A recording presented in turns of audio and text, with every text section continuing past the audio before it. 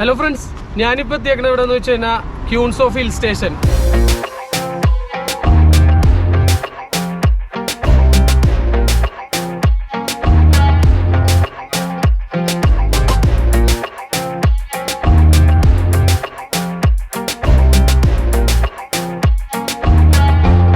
കാണാത്ത സ്ഥലങ്ങളും വാട്ടർഫോളും ട്രക്കിങ്ങും പിന്നെ വൈൽഡ് ലൈഫ് ഇതേ കണ്ട ഇവിടെ വന്നപ്പോൾ തൊട്ട് കുറേ ടീംസ് ഇരിക്കുന്നുണ്ട്. പിന്നെ അതുകൂടാതെ തന്നെ മൊത്തത്തിലൊരു ചേഞ്ച് ആയിട്ടുണ്ട്. വണ്ടിയൊക്കെ ഒന്ന് ഒരു ചെറിയൊരു മോഡിഫൈ ചെയ്തിട്ടുണ്ട്. മോഡിഫൈ എന്ന് പറഞ്ഞാൽ നമ്മുടെ ആവശ്യങ്ങൾക്കനുസരിച്ചാണ്, നമുക്ക് ട്രാവലിംഗ് അനുസരിച്ചാണ് എല്ലാ മാറ്റങ്ങളും വരുത്തിയേക്കണം. അപ്പോൾ ഈ എപ്പിസോഡ് ഇവിടെ നിന്ന് അങ്ങോട്ട് സ്റ്റാർട്ട് ചെയ്യണേ. ഈ വണ്ടിയുടെ മാറ്റങ്ങൾ എന്ന് പറഞ്ഞത് സേഫ്റ്റി കാര്യങ്ങളൊക്കെ തന്നെ ഉണ്ട് കൂടുതലും. കാരണം നേരത്തെ ഡോർ ഉണ്ടായില്ല വണ്ടിക്ക്. അപ്പോൾ നമ്മളിപ്പോൾ ഓഫ് റോഡും കാര്യങ്ങൾക്കൊക്കെ പോകുമ്പോൾ ഡോർ വളരെ അത്യാവശ്യമാണ് ട്രാവലിങ്ങിന്. അപ്പോൾ അങ്ങനെയുള്ള കാര്യങ്ങൾ, പിന്നെ ലൈറ്റ്, പിന്നെ കാരിയർ, നമുക്ക് ലഗേജും കാര്യങ്ങളൊക്കെ വെക്കാൻ അങ്ങനെയുള്ള മാറ്റങ്ങളാണ് വരുത്തിയേക്കണം. അല്ലാതെ ആവശ്യമില്ലാത്ത അനാവശ്യമായിട്ടുള്ള വലിയ മാറ്റങ്ങളൊന്നും അല്ല വണ്ടിക്ക് വരുത്തിയേക്കണം. ഞാൻ യാത്ര സ്റ്റാർട്ട് ചെയ്യണതാണ്. പിന്നെ പ്രത്യേകിച്ച് പറയാൻ മറന്നു, ഈ എപ്പിസോഡിൻ്റെ മെയിൻ ഒരു കാര്യമാണ് ഇവൻ. അതായത് ഇത് ഒരു കരടീനെ തേടിയുള്ള യാത്രയും കൂടിയാണ് മെയിനായിട്ട്. അതാണ് അവൻ്റെ ടീഷർട്ട് ഇട്ടേക്കണം. ഹഗ്ഗൊന്നും കൊടുക്കൂല കേട്ടോ, കാണണമെന്ന്, നിങ്ങളതൊന്ന് കാണിക്കണം, അത്രേ ഉള്ളൂ.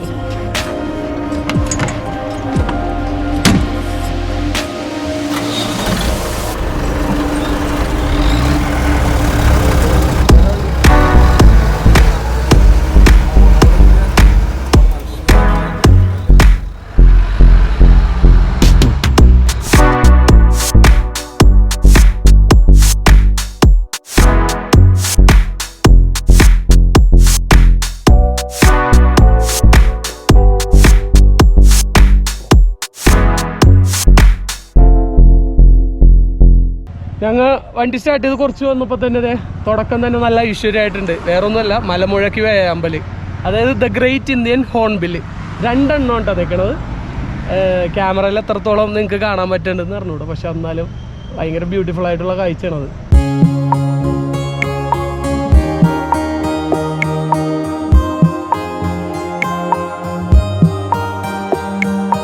ഇതൊക്കെ ശരിക്കും പറഞ്ഞാൽ സ്വർഗമാണ് ഇതൊക്കെ. അതായത് ഏതൊരു വൈൽഡ് ലൈഫ് ഇഷ്ടപ്പെടുന്നതായിരിക്കും ഈ ഇങ്ങനെയുള്ള ചില സ്പീഷീസിനെയൊക്കെ കാണാന്ന് പറഞ്ഞാൽ ഭയങ്കര വലിയൊരു കാര്യമാണ്.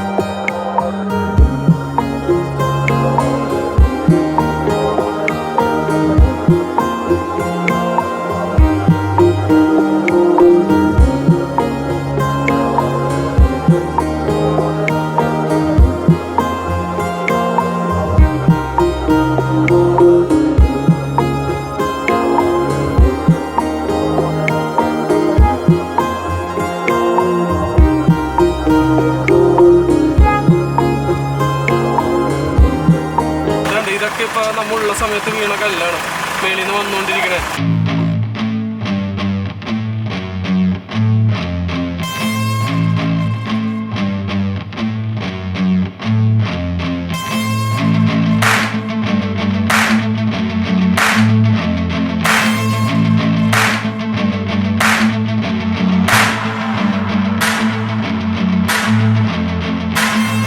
ഇതൊക്കെ ഇവിടെ തന്നെ ഉള്ള ഫ്രൂട്ട്സ് ആണ്.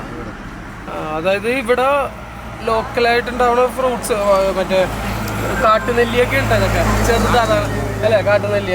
അതാണ് ഈ സൈസ് അല്ലേ, കാട്ടുനെല്ലി, ആപ്പിള്, പിന്നെ മുട്ടപ്പഴം എന്ന് പറയുമ്പോൾ ഇവിടെ തന്നെ ഉള്ളതല്ലേ ഇതൊക്കെ. ഇതോ അത് തന്നെയാണോ? മുട്ടപ്പഴം തന്നെയാണ് ഇത്. സെയിം പഴുത്തത്. Okay okay.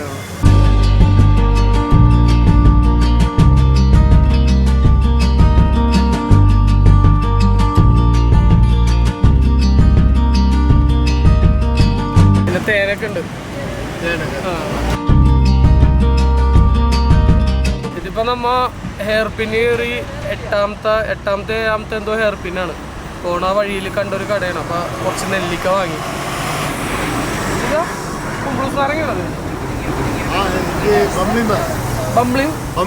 பம்பளி மாஸ் தமிழ்ல அப்படிதானே. இதுல எல்லா சுவையும் உண்டு. இனிப்புண்டு, புளிப்புண்டு, கசப்புண்டு. இதுக்குள்ள எப்படி ரெட் கலர் தானே? ரெட் உண்டு, ஒயிட் உண்டு. Okay okay. അതന്നെ കുംബ്ലൂസ് നാരങ്ങയാണ്.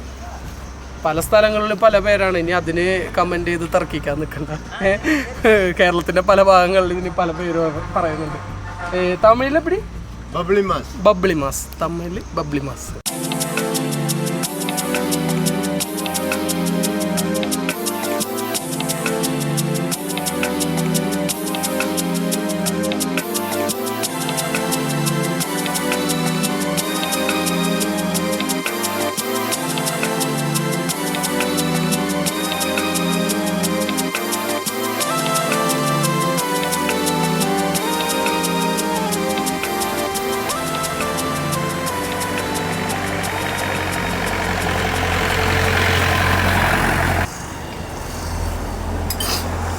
ഏറ്റവും ഇമ്പോർട്ടൻ്റ് ആയിട്ടുള്ളൊരു കാര്യം ഞാൻ ഇപ്പോൾ പറയാൻ പോണം.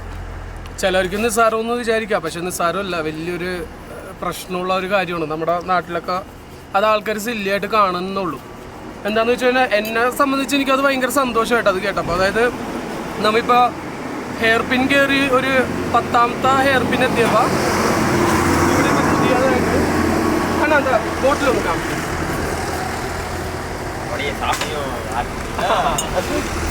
ഇത് കേട്ടാ, ഇത് സാധാരണ ഡ്രിങ്കിങ് വാട്ടറാണ്. ഇത് 1 ലിറ്റർ 60 രൂപയാണ് ചാർജ് ചെയ്യണം. അപ്പോൾ നിങ്ങൾ വിചാരിക്കുക 60 രൂപ 1 ലിറ്റർ എന്നുള്ളത്. അതിൽ വേറൊരു കാര്യമുണ്ട്. 60 രൂപയാണെങ്കിൽ പോലും ഈ ബോട്ടിൽ നമ്മൾ യൂസ് ചെയ്ത് കഴിഞ്ഞിട്ട് തിരിച്ചു കൊടുക്കണമെന്നുണ്ടെങ്കിൽ അവർ 30 രൂപ റീഫണ്ട് ചെയ്യും. അത് ഈ കടയിൽ മാത്രമല്ല, ഈ ബോട്ടിലായിട്ട് ഇനി മേളിലോട്ട് മൊത്തം ഈ ബോട്ടിലേ ഉള്ളൂ. അതാണ് മെയിൻ കാര്യം. 1 ലിറ്ററിൻ്റെ ബോട്ടിൽ പ്ലാസ്റ്റിക് ഇല്ല. അതായത് പ്ലാസ്റ്റിക് ബോട്ടിൽ ഇല്ല. ആകെ വന്നത് 4 ലിറ്റർ ബോട്ടിൽസ് മറ്റും തന്നെ മേലെ കിടക്കണത് അല്ലേ. അപ്പം 4 ലിറ്ററിൻ്റെ ബോട്ടിൽ മാത്രം നമുക്ക് ഇനി ഇവിടെ നിന്ന് അങ്ങോട്ട് അവൈലബിൾ ആയിട്ടുള്ളത്. കാരണം ഇതൊരു ഹിൽ സ്റ്റേഷനാണ്. പ്രകൃതി വളരെ സംരക്ഷിക്കുന്നുണ്ട്. ഇപ്പോൾ ഇവിടെ കാര്യങ്ങളൊക്കെ റൂൾസും കാര്യങ്ങളൊക്കെ മാറി വന്നിട്ടുണ്ട്. അത് നല്ല വലിയൊരു തുടക്കം ഉണ്ടാകും. 1 വർഷമായി ഇപ്പോൾ ഇവിടെ മാറ്റം വന്നിട്ട്. അതായത് ഈ 60 രൂപയുടെ ബോട്ടിൽ നമ്മൾ വാങ്ങണമെന്നുണ്ടെങ്കിൽ ഈ വെള്ളം കുടിച്ച് കഴിഞ്ഞിട്ട് ബോട്ടിൽ വേണ്ടാന്നുണ്ടെങ്കിൽ തിരിച്ചു കൊടുത്താൽ 30 രൂപ കിട്ടും. അപ്പോൾ 30 രൂപ വെള്ളത്തിന് ചാർജ് ചെയ്യണമുള്ളവർ. പിന്നെ അതേപോലെ ഈ ബോട്ടിൽ ഈ കടയിൽ മാത്രമല്ല, ഇവിടെയുള്ള ഏത് കടയിൽ കൊണ്ടുപോയി കൊടുത്തതിനാലും, ഊട്ടിയിലോ എവിടെ കൊണ്ടുപോയി കൊടുത്തതിനാലും നമുക്ക് ആ പൈസ റീഫണ്ട് ചെയ്യും. ഇതൊക്കെ കണ്ടുപഠിക്കേണ്ട വലിയൊരു കാര്യം കേട്ടോ. നമ്മുടെ നാട്ടിലൊക്കെ എപ്പോഴേ വരേണ്ട സമയം കഴിഞ്ഞെന്നാ.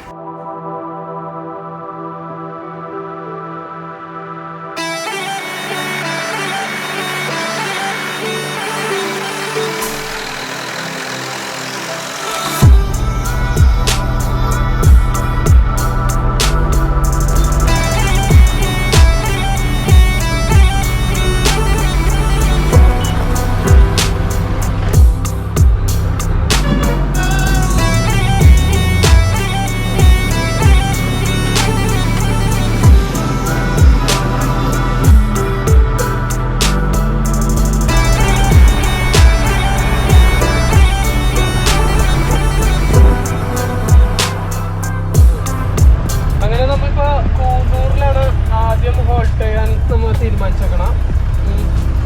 കൂന്നൂർ ടൗൺ എത്തി. കൂന്നൂർ ടൗണിൽ തന്നെ ഇവിടെ നമ്മുടെ ഒരു സുഹൃത്തിൻ്റെ വീടുണ്ട്. അപ്പോൾ സുഹൃത്തിൻ്റെ വീട്ടിലോട്ട് പോകണേന്. അപ്പോൾ അതിന് മുമ്പ് ഇവിടെ എത്തി. ഇപ്പോൾ ഇനിയിപ്പോൾ പുള്ളിനെ ഒന്ന് കോൺടാക്ട് ചെയ്ത് നോക്കണം. കറക്റ്റ് എവിടെ വരണമെന്ന് ചോദിക്കണം.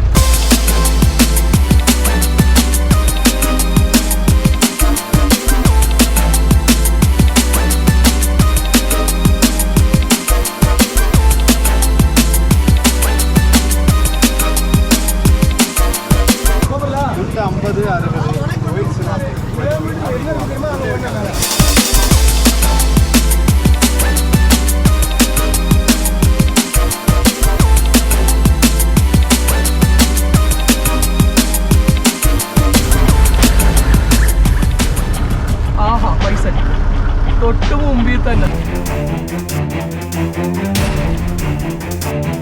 നല്ലൊരു അടിപൊളി ഇന്ത്യൻ ബൈസനാണ്. ഇന്ത്യൻ ബൈസൺ എന്നും പറയാം. ഇതൊരു സംസാരം ഉണ്ടായിരുന്നിട്ട് ഈ അടുത്ത്.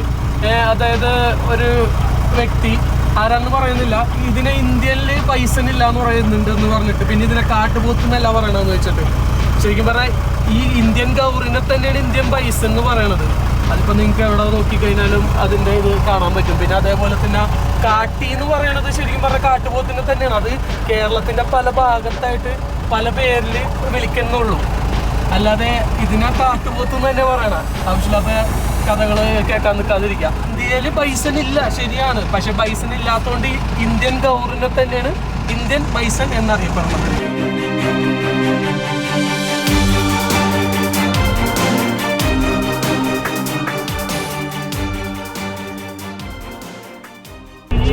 ഇപ്പൊ പോയിക്കൊണ്ടിരിക്കുന്ന വഴിയിൽ കരടിയുടെ ആക്ടിവിറ്റീസ് കൂടുതലാണ്. അപ്പൊ ഇപ്പൊ കംപ്ലീറ്റ് ഇന്നിപ്പോ നൈറ്റ് സഫാരി പോലെ വണ്ടിയിൽ തന്നെയാണ് പോകുന്നത്.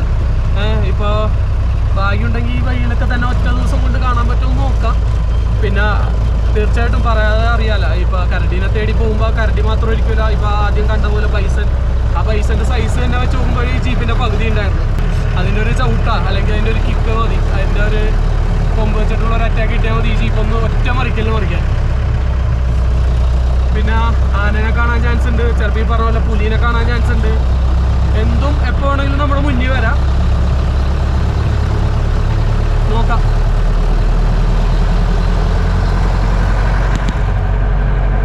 പിന്നെ അതേപോലെ ഈ റൂട്ട് ഞാൻ ഏതാണെന്ന് പറയുന്നില്ല, കാരണം ഇത് അങ്ങനെ പുറത്തുനിന്ന് ആൾക്കാർ വന്ന് പോകാൻ പറ്റുന്ന റൂട്ടല്ല. പിന്നെ റിസ്കി ആയിട്ടുള്ള റൂട്ടാണ്. അപ്പോൾ അതുകൊണ്ട് സ്ഥലവും കാര്യങ്ങളൊന്നും ഞാൻ പറയുന്നില്ല. അതെ, അടുത്തൊരു ബൈസൺ നമ്മുടെ ഫ്രണ്ടിൽ നിൽക്കുന്നുണ്ട്, രണ്ടെണ്ണം ഇരിക്കണാണ്. കാട്ടുപോത്ത് ചവറ് പോലെ ഉണ്ടാ. ഓ, രണ്ടെണ്ണം ഒന്നുമില്ല, അങ്ങോട്ട് കുറേ ഉണ്ട്. പയ്യൊന്നത് കയറിപ്പോട്ടെ.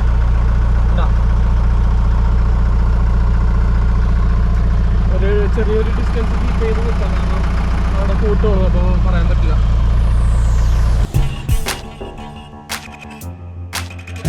അമ്പോ, അതിലൊന്നൊന്നര സൈസ് സാധനം. അവൻ കുറച്ച് പ്രശ്നക്കാരനാണെന്ന് തോന്നുന്നു. അവന് ആ ലൈറ്റ് അങ്ങോട്ട് പിടിച്ചിട്ടില്ല. ഓ, അത് മാസീവ് സാധനം കേട്ടാ, വെറുതെ മാസീവാണ്. അവൻ ആ പുറകെ പോണവൻ. അത് അന്നിപ്പോൾ ശരിയല്ല, അതൊന്ന് പയ്യൊന്ന് കയറിപ്പോട്ടെ. നമുക്ക് സൈഡിൽ കൂടെ കയറിയാൽ ചിലപ്പോൾ അറ്റാക്ക് കിട്ടും. ഞങ്ങൾ പയ്യെ കയറിപ്പോയെന്നാലും കുറച്ച് നേരം ആയാലും വെയിറ്റ് ചെയ്യണം. ഇത് ഫുള്ളുണ്ട് കേട്ടോ, ഇവിടെ മൊത്തം കവേർഡാണ്. ഇവിടെ ഒരു ഗ്രൂപ്പ് ഉണ്ട്, ഹൈഡാണ് ഇവിടെ.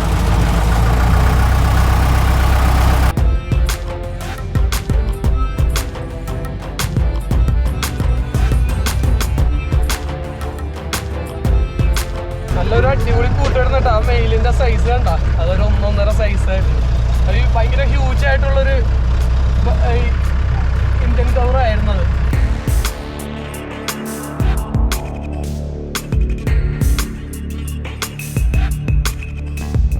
ഇപ്പോൾ കുറച്ച് എസ്റ്റേറ്റ് റൂട്ടായിരുന്നു. ഇനിയിപ്പോൾ ഒരു, അതായത് ഈ എസ്റ്റേറ്റിൻ്റെ ഇടയിൽ തന്നെ ഒരു ഷോലോനുണ്ട്, ചെറിയൊരു കാട്, പിന്നെയും എസ്റ്റേറ്റ് വരും. അപ്പോൾ ഇപ്പോൾ ആ കാടിൻ്റെ ഭാഗത്തു കൂടിയാണ് ഇപ്പോൾ പാസ് ചെയ്ത് പോയിക്കൊണ്ടിരിക്കുന്നത്. അത്യാവശ്യം ചെറിയ രീതിയിൽ തിക്കായിട്ടുള്ള കാട് തന്നെയാണ് കേട്ടോ.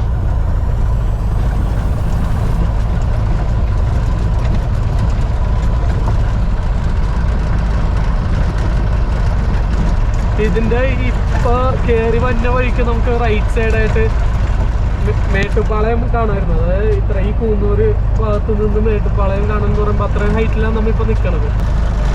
ആരോ ഈ വഴി കൂടി ഇപ്പോൾ പോയിട്ടുണ്ട്, കമ്പൊക്കെ കുറച്ച് വഴിയിലോട്ടൊക്കെ വലിച്ചിട്ടുണ്ട്.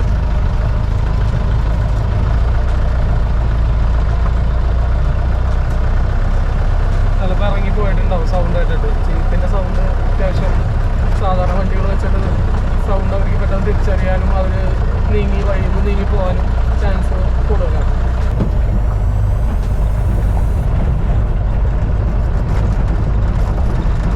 അത്യാവശ്യം ചെറിയ ഒരു ഓഫ് റോഡും കാര്യങ്ങളൊക്കെയാണ്. റൂട്ട് ഒരു രക്ഷയില്ല കേട്ടോ, നല്ല അടിപൊളി റൂട്ടാണ്. രാത്രി പോകാൻ പറ്റിയ റൂട്ടാണ്. പ്രത്യേകിച്ച് ഈ ഒരു മൂഡ് പിടിച്ചിട്ട്, ഈ ഒരു വൈബ് പിടിച്ച് പോകണമായിരിക്കും. ആഹാ, നല്ല ബ്യൂട്ടിഫുൾ ആയിട്ട് ഇരിക്കുന്നുണ്ട്. റൈറ്റ് സൈഡ് കുറേ കുഞ്ഞി കുഞ്ഞി ചെറിയ ചെറിയ പൂക്കളൊക്കെ വിരിഞ്ഞ് നല്ല ഭംഗിയായിട്ട്.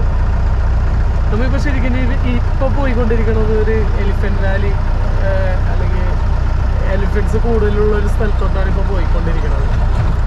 ഇതൊക്കെ കംപ്ലീറ്റ് പ്രൈവറ്റ് ആണ്, പ്രൈവറ്റ് റോഡാണ്, എസ്റ്റേറ്റ് റോഡാണ്. അപ്പോൾ പുറത്തുള്ളവർക്ക് ഒരു കാരണവശാലും ഇവിടെ വരാൻ പറ്റില്ല.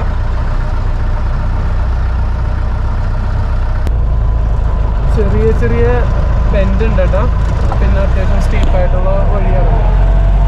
അതുകൊണ്ട് ഫസ്റ്റ് ഗിയറിലിട്ട് ഇറങ്ങണം, അതായത് എൻജിൻ ബ്രേക്കിലാണ് ഇറങ്ങുന്നത്. ബ്രേക്ക് പിടിച്ച്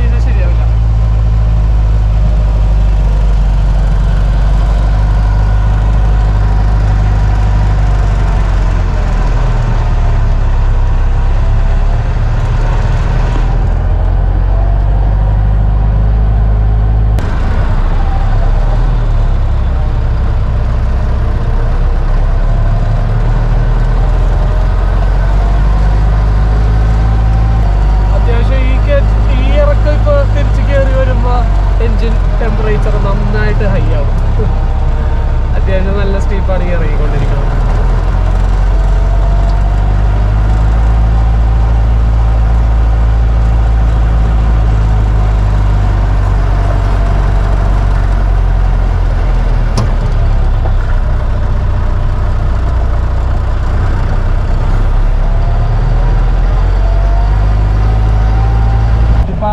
ബെൻഡ് മൊത്തം ഇറങ്ങി സ്റ്റീപ്പ് മൊത്തം താഴത്തോട്ട് വന്ന് നല്ല ഹെവി ആയിട്ടുള്ള സ്റ്റീപ്പായിരുന്നു കേട്ടോ. നല്ല കുത്തനെയായിരുന്നു. ഫസ്റ്റ് ഗിയർ ഇല്ലാതെ വരാൻ പറ്റാത്ത വഴിയായിരുന്നു.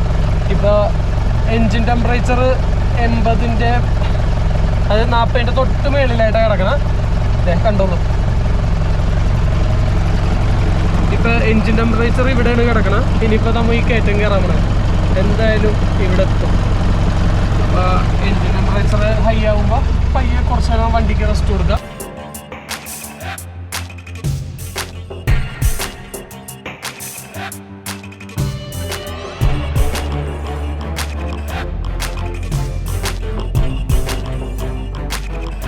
അങ്ങനെ കയറ്റമൊക്കെ കയറി വന്ന് വണ്ടി ഓവർ ഹീറ്റ് ആവുമെന്ന് വിചാരിച്ചാൽ എന്നാലും കണ്ട 80-ന് അടുത്തെത്തി ആ കയറ്റം കയറി കഴിഞ്ഞപ്പോഴത്തേക്കും.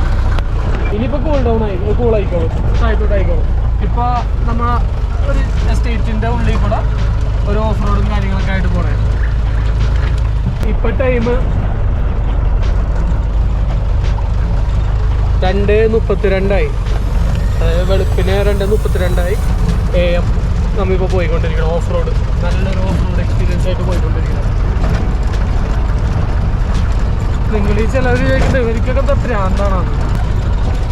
അതിൻ്റെ ഒരു വൈബ് അത് നിങ്ങൾ പോയി കഴിഞ്ഞാലേ മനസ്സിലാവുള്ളൂ.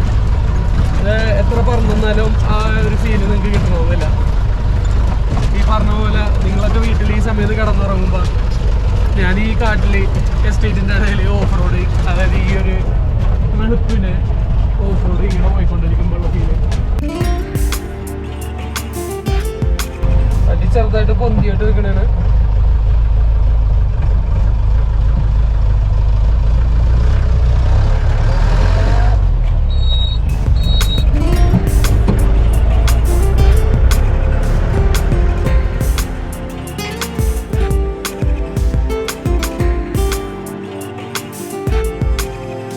കാട്ടുപോത്തിനൊരു പന്നുമില്ല കേട്ടോ.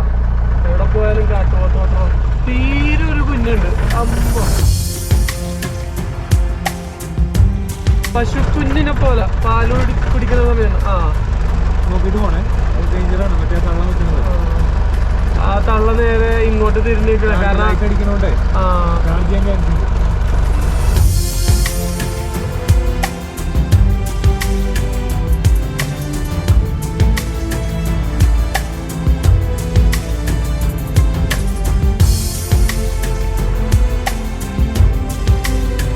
ഇവിടെ തന്നെ ഒരു റോക്ക് ഉണ്ട് ഈ തേയിലത്തോട്ടത്തിൻ്റെ ഇടയിൽ. അവിടെ മിക്കപ്പോഴും ബ്ലാക്ക് പാന്തറിനെ സൈറ്റിങ് ചെയ്യാറുണ്ട്. അതായത് കരിമ്പുലി. അപ്പോൾ അതുണ്ടാവും, ജസ്റ്റ് ഒന്ന് നോക്കാം.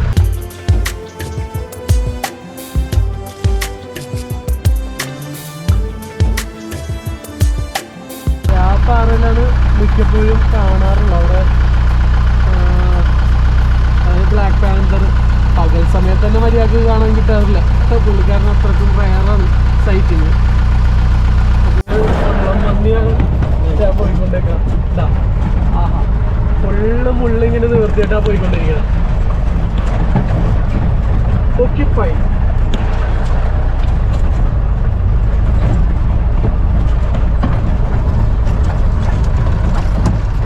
ഈ മുള്ളമ്പന്നിനെ കുറിച്ച് എല്ലാവർക്കും ഒരു തെറ്റിദ്ധാരണ ഉണ്ട്.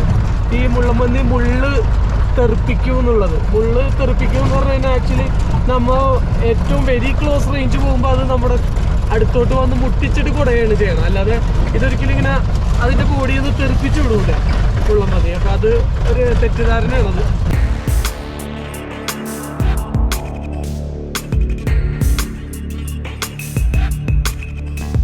ഞങ്ങളിവിടെ വേറൊരു സ്ഥലത്തോട്ട് വന്നാണ്. അപ്പോൾ ഇവിടെ കരടി സ്ഥിരമായിട്ടുള്ള സ്ഥലമാണ് ഈ കാണുന്നത്. അപ്പോൾ ഇതേ വണ്ടി വളച്ചപ്പോൾ കണ്ട മരത്തിൽ മാർക്ക് കണ്ട ഈ ചെറിയ ചെറിയ ഇങ്ങനെ അവർ ഈ ഫിംഗർ മറ്റേ ക്ലോസ് മുറിച്ചു കൂട്ടാനായിട്ടും പിന്നെ അവർ പിടിക്കണതാണത് മരത്തിൽ കയറുമ്പോഴൊക്കെ കണ്ട. അത് കരടിയുടെ പണിയാണ് കാണുന്നത്. ആ തൊലി ഇങ്ങനെ പോയേക്കണത്.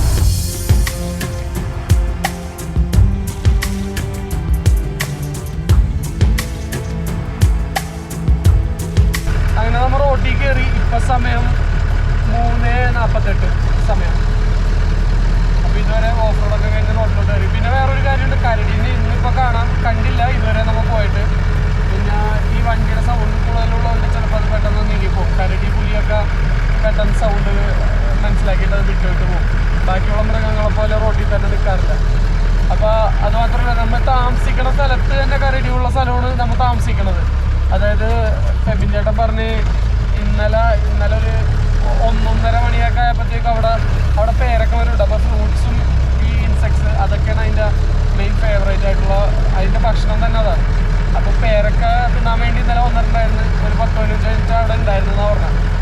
ചിലപ്പോൾ പറയാൻ പറ്റില്ല, ഇത് കഴിഞ്ഞ് ചിലപ്പോൾ വീട്ടിൽ പോകുമ്പോൾ അവിടെ ഉണ്ടാവുമായിരിക്കാം. അറിഞ്ഞൂടാ. എന്തൊക്കെയാണെങ്കിലും കരടിനെ കാണിച്ചു തരും. ഇതിപ്പോൾ ഇങ്ങനെ പോയിക്കൊണ്ടിരിക്കും വീഡിയോ. നാളെ ഈ പകൽ കുറച്ച് സ്ഥലങ്ങളിൽ പോകാനും കൂടി ഉണ്ട്. അപ്പോൾ ഇനിയിപ്പോൾ പോയിട്ടൊന്ന് റെസ്റ്റ് എടുക്കാം. ഇന്നലെ വന്ന് മേട്ടുപ്പാളയത്ത് സ്റ്റേ ചെയ്ത്, പിന്നെ ഇന്നലെ അതായത് ഇന്ന് വെളുപ്പിനെയാണ് മേട്ടുപ്പാളയത്ത് എത്തിയത്. പിന്നെ അവിടെ നിന്നാണ് ഇങ്ങോട്ട് കയറി വന്ന് രാത്രി ഇവിടെ എത്തിയപ്പോൾ കോണ്ടൂർ എത്തിയപ്പോൾ പിന്നെയാണ് ഇവിടെ ഇപ്പോൾ ഈ സമയത്ത് ഇറങ്ങിയേക്കണം. ഇനിയിപ്പോൾ ഞാൻ പോയി കിടക്കാൻ പോണ സമയമാണ്. എങ്ങനെ വന്നാലും ഒരു 4-5 മണിയൊക്കെ പോയി ഉറങ്ങുമ്പോൾ. അപ്പോൾ നാളെ കാണാം. എന്തെങ്കിലും ഉണ്ടെങ്കിൽ കാണാം കേട്ടോ. ഓക്കെ.